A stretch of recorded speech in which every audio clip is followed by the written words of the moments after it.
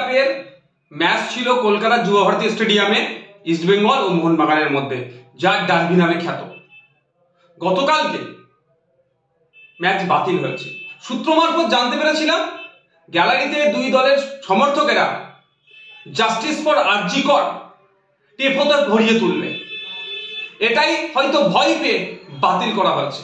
কিন্তু দুই দলের সমর্থকরা ঘরে বসে থাকেননি, তারা যুব ভারতী স্টেডিয়াম চত্বরে জড়ো হতে চেয়েছিলেন জাস্টিস ফর আরজি কর, তিলোত্তমার বিচার চাইতে, তার পরিবার যাতে ইনসাফ পায় সেই জন্য। তার সাথে পা মিলিয়েছিলেন ইস্টবেঙ্গল, মোহনবাগানের সাথে মহামারান স্পোর্টিং ক্লাব। তার এই তিন দলের কর্মী সমর্থকরা যখন জড়ো হয়, পুলিশ মেন গেট থেকে 200 মিটারের মধ্যে কাউকে প্রবেশ করার অনুমতি দেয়নি, 200 মিটারের বাইরে দাঁড়িয়ে বাইরে থাকার কথা বলেছে। তিন দলের সমর্থকেরা 200 মিটারের বাইরে থেকে শান্তিপূর্ণ ভাবে তারা প্রোটেস্ট করছিল এবং জাস্টিস ফর আরজি কর, জাস্টিস ফর তিলোত্তমা বলছিল। কিন্তু পুলিশ নির্বিচারে তাদের উপরে আক্রমণ করে, নারীরাও বাদ যায়নি, টেনে হিঁচড়ে প্রিজন ভ্যানে তাদেরকে তোলা হয়।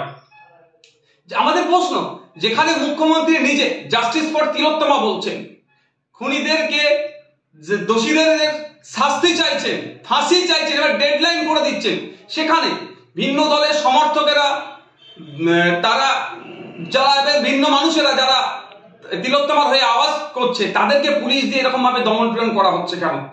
আমরা কি ফ্যাসিস্ট রাজ্যে বসবাস করছি, না ফ্যাসিস্ট জমানা দিয়ে চলছি? আমরা জমানার মধ্য দিয়ে যেভাবে দমন পীড়ন করা হচ্ছে, মানুষের বাক স্বাধীনতা কেড়ে দিচ্ছে, মানুষ অন্যায়ের বিরুদ্ধে কথা বললে সেটা পুলিশকে দিয়ে দমন পীড়ন হচ্ছে, যেভাবে কাণ্ডটা আজকে ঘটেছে তীব্র ধিক্কার নিন্দা জানাচ্ছি। আমরা অপদার্থ, ব্যর্থ পুলিশ মন্ত্রীর ব্যর্থতার দায় স্বীকার করে পদত্যাগের দাবি করছি। সাথে সাথে স্বাস্থ্যমন্ত্রীও এই দায়, এই যে ঘটনা আরজি করে ঘটেছে, এটা নতুন ঘটনা নয়, বিগত দিনে এই ধরনের অনেক ঘটনা স্বাস্থ্য কেন্দ্রগুলোতে রিলেটেড ঘটছে, সম্পূর্ণরূপে ব্যর্থ হয়েছে।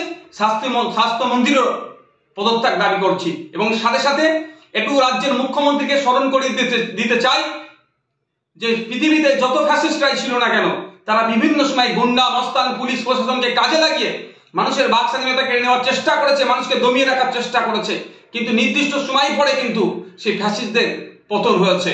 আমরা চাই না পশ্চিম বাংলার মানুষ এই ধরনের কোনো কিছু করুক। আর আমরা আশা করবো রাজ্য সরকারের কাছে, রাজ্য সরকারের প্রধান যিনি আছেন তার কাছে আশা করবো মানুষের বাক স্বাধীনতাতে কোনো রকম ভাবে না হস্তক্ষেপ হয়, সেটা আপনি ভালো করে দেখবেন।